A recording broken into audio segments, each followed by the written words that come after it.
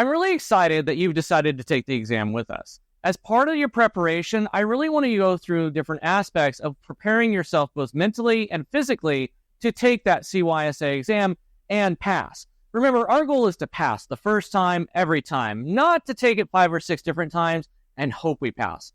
As part of that, I really want you to schedule your exam now. Scheduling your exam now psychologically prepares you for a deadline. That deadline says to you mentally that I need to study for my exam. By studying for your exam and placing that deadline upon yourself, you are more apt to study every day and provide yourself with a legitimate schedule that you need to follow in order to pass that exam. After all, no one likes spending $400+ on an exam that is going to come and go. You want to let other people know. Get that support within your structure. Let your friends, your coworkers, your relatives, even your teachers know I'm planning to take that CYSA exam. They'll help you by providing you both mentorship and support, even in those times when you think that you can't do it. I want you to dedicate some time to studying for your exam. It does no good to pay for a course that you don't actually listen to. Remember, go through and provide yourself with a schedule. I'm going to study for at least 1 hour a day is not enough.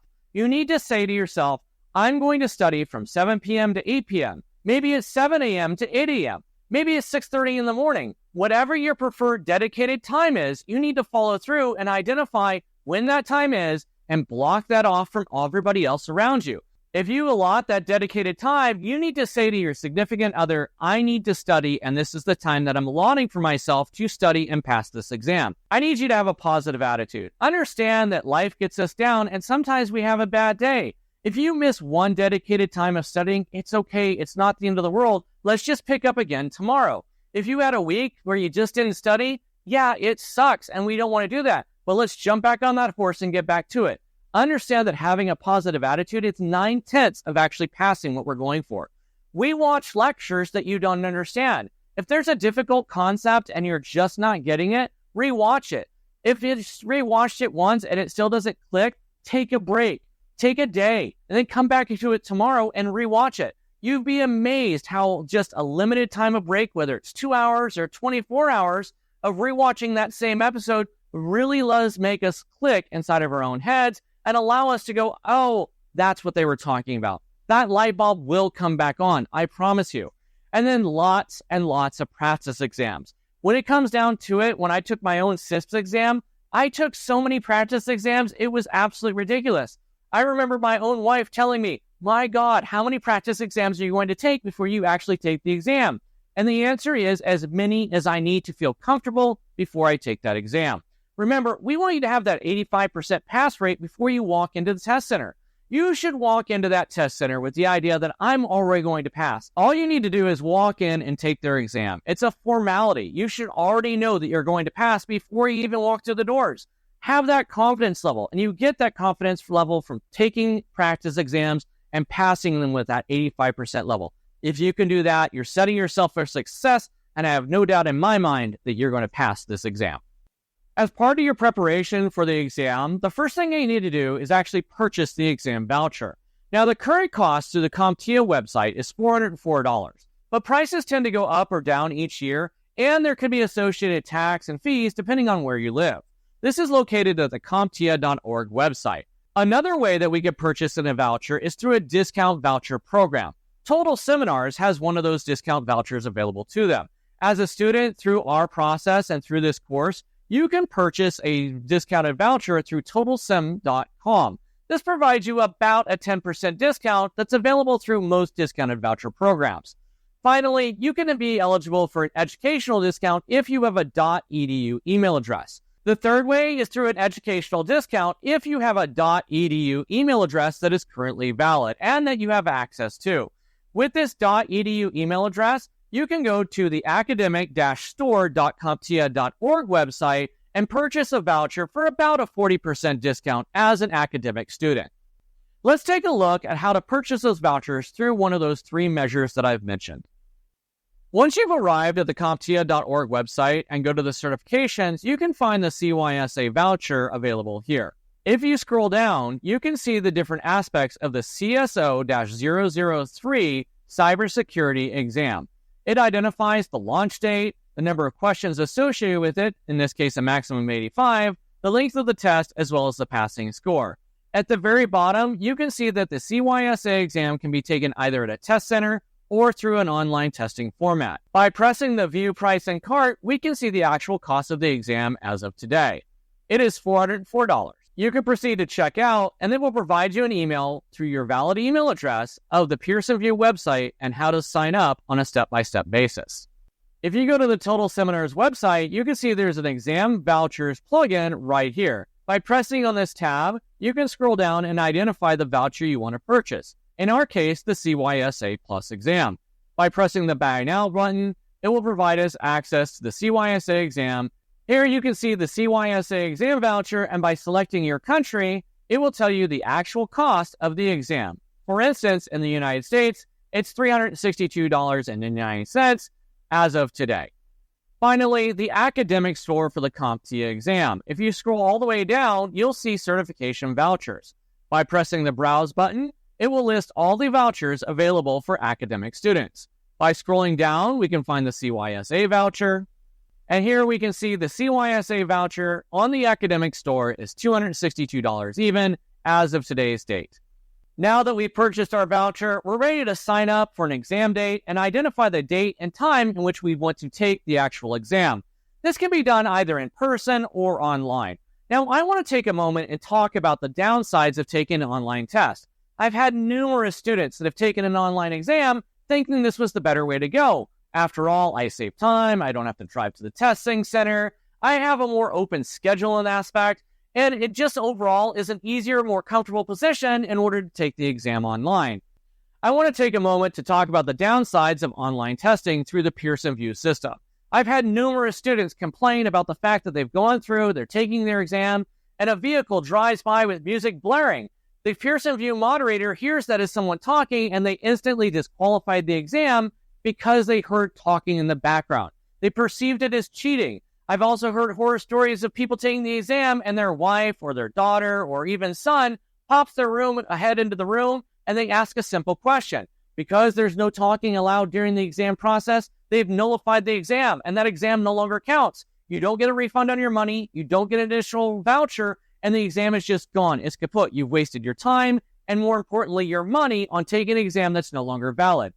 If it was me, I would just drive to this testing center. Unless it's more than 2 hours away, you really just want to take it in person. There's less likelihood that you'll be disqualified for something that I just don't consider to be valid, and it's going to make you in that position where you're just ready to take the exam. It's set up properly. You don't have to clear up your desk. You don't have to clear up the pictures on the walls. You can just walk in, show your ID, prepare yourself mentally and physically to take the exam, and then pass with flying colors. However, let's talk about how to actually set up that voucher as you're going through the Pearson VUE website. Let's discover that now.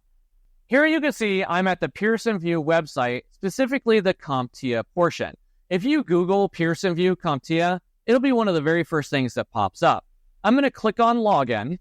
Here you need to see that you can either register for a new account if you've never taken one before, or you can provide your email address and password to sign in to your Pearson VUE CompTIA website. I'm going to sign in with my CompTIA credentials, and once you've logged in, you can now schedule the exam. I'm going to schedule now. I'm going to provide my information, and then once I've saved my updates, I'll be taken to a screen that says Find My Exam. I'm going to type in CySA right here. You'll notice that the CompTIA Cybersecurity Analyst CySA Plus Certification Exam. I'm going to click on that. It's going to process my request, and it's going to ask me, do I want to do it in a test center, or do I want to do it online? Obviously, you know my feelings about this. I'm going to do it in person. It's going to tell me, hey, you need to have your photo ID available. It identifies you with what you should expect and provides a short video so that you can learn to be prepared for that in-person testing environment. Once we've identified that, we're going to hit Next. It's going to ask me for my preferred language. Obviously, I speak English. I'm going to press Next again. And it's asking me, are you temporarily in another country and plan to take the CySA exam outside the country?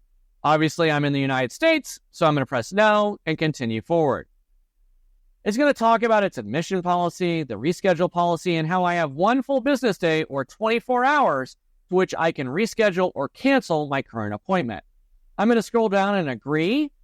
And then it's going to ask me where I would like to take the exam. It's going to sort my different testing centers based on the distance from my home address that I've already provided.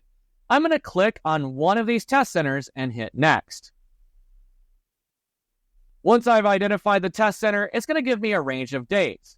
Now you can see here that I have available to me on May 30th and 31st, but if I want to go 6 weeks out, which is my recommendation, I'm going to go into June and then into July. It's going to take a second for the calendar to catch up. So 6 weeks out puts me at July 2nd. I'm going to click on July 2nd of 2024, and then it's going to ask me what time frame I want. Do I want a 12-hour clock or a 24-hour clock? Now, me personally, I prefer a 24-hour clock, but not everybody's like me. It's going to provide me the next available appointment in this time frame. And it says I can take my exam from 09 or 9 a.m. to 12:30 in the afternoon. If I press book this appointment, it's going to go forward with the process, and it's going to give me a little snapshot of everything that I agreed on. It provides me the exam details. I'm signing up for CS0-003, CompTIA Cybersecurity Analyst, a certification exam. My appointment time length is 210 minutes. My appointment is on Tuesday, July 2nd at 2024 at 9 a.m. It's going to tell me the cost associated with it, and if I scroll down, it can say proceed to checkout. Now, I know that it looks like they're going to charge you $404, but we already purchased our exam. So we're just going to proceed to checkout. And here you can see that the total cost is $404. And right here, I can provide my voucher or promotion code. Now, very, very rarely does CYSA or CompTIA as a whole provide a promotion code for a discount. So I would recommend going through a third-party vendor like we talked about on Total Seminars for that 10% discount, or that academia website if you're an EDU student, and providing that voucher here. Once I plug in that voucher, I press apply, the number or total will zero out, and I can press next. Now you can get from here to the actual exchange, but I do want to point out two things as we're going through this. One, make sure you complete the full transaction, even with the voucher and promotion code available to you. Make sure you get a reference email from CompTIA and Pearson VUE identifying that you are scheduled to take that exam. I can't tell you how many students I've had that thought they signed up for an exam, never got that reference email, only to realize they never completed the process. Make sure you complete the process in order to get that reference email. The second thing I want to talk about is if you need to cancel or reschedule. If you reschedule your exam, make sure you go through the entire process and receive that reference email at the end. If you don't, and you sign up for the new exam, they may come back at you and say, you never signed up to reschedule your exam. That money is now a forfeit because you missed your original exam date. Make sure you have that reference email dictating that you did in fact reschedule or complete the actual process to certify your new exam time. Once you've scheduled your exam, there's a few more things that I wanted to go through. I wanted to provide you some quick tips to better prepare yourself in order to take a CompTIA exam if you've never taken one before, or maybe it's just been a while since you completed your last exam. The first tip I want to provide you is those first 2 or 3 questions in your exam are considered performance-based questions. I want you to click that little red flag at the very top right-hand side of your screen and skip the question. Don't read it, don't spend any time on it, just go past it. You're going to skip to the very first multiple choice question and then start your exam from there. There is a method behind my madness. A lot of those performance-based questions are very detailed and they take a little bit of time to actually go through. It is, believe it or not, possible to pass your exam without doing those performance-based questions. Do I recommend not doing them? Absolutely not. I want you to get your mind in the game, and that process starts with multiple choice questions. Those are the easier questions. It prepares you to do those performance-based questions. Your nerves will be calmer when you go back to those questions. When we do those performance-based questions, you've already completed all those multiple choice questions. You've had time to relax. You're in the groove of completing your exam. So we're going to start with that first multiple choice question. Once you start that, I want you to read the question. Read it slowly. Don't be like me and go through and read the question as fast as you can and then provide an answer. I want you to slow down. And I mean that literally. Slow down and read the question. You have about a minute to a minute and a half to answer each one of those questions. On average, it should take you right around 45 seconds to a minute to read through the question, read the answers, read the question again to identify exactly what is the question asking me, and then answer what the question is asking. Not what you think it's asking, but what the question is actually answering. And I know that sounds confusing, but as you're going through questions, Realize that the question is asking one thing, but the scenario could be taking you in a different direction. Get your mind in sync with that question that it's actually asking, and then answer it. As you proceed through, follow this same technique. I'm going to read the question, then read the answers, then reread the question to find out exactly what the question is asking of me, to reread the answers, and then answer appropriately. At times, you may come across a question that you just know the answer of. This method we're going to talk about today is talk about the process of elimination. There will be 4 answers attributed to most multiple choice questions. I want you to go through and knock off the ones you know it's not.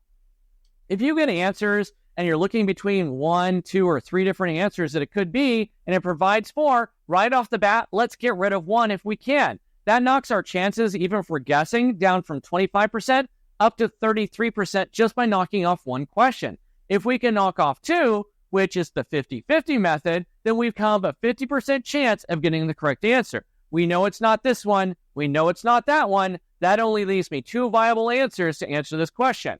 Knowing that, I now have a 50% chance. The next thing I want to talk about is that gut feeling. Believe it or not, it's a real thing. I can't tell you how many times I went around the classroom while students were taking their final exam or a midterm to have the right answer. Then they reread the question 2 or 3 minutes later, and they come back to it and they re-answer the question incorrectly. I don't want you to ignore that gut feeling you may have. If you think the answer is this way and you don't have a reason to change your answer, don't change it. Rely on that gut feeling. Believe it or not, more often than not, it's right. If you get to a question and you are completely lost, or maybe you even had to use that 50-50 methodology and you're not sure, at the top right-hand side of the screen, there's a flag. I want you to press that flag. We'll come back to that question if we have time later down the road. It's not uncommon to go through a question that you just don't know the answer of, or maybe you're pretty reliant that it may be one of these 2 answers, but you're not entirely sure. It's not uncommon to have a question 5 or 6 points down the way, which identified an acronym or made your memory get jogged to where now you know that answer. Go back and answer that question, even if it takes an extra 10 or 15 seconds to do so. I always recommend that if you answered a question incorrectly, only to find the answer is something else later down the road, immediately go back and answer that question correctly. Remember, it's all about statistics. The more questions you get right, the higher percentage of chance you have of passing the exam. The final thing that I want to provide for tips-based is that if you don't know the answer, guess. Remember, if you don't answer a question, it's automatically a 0. If you guess at the question, you at least have a 25% chance of getting it right. I'll take 25% over 0 every single day, and I recommend you do the same. As you're going through the exam and you're fuddling yourself and you're really getting into the groove, you'll start to notice that your nerves calm down. At the very end of your exam, you'll see this highlighted point, and it'll say, do you wish to go back through questions that you missed?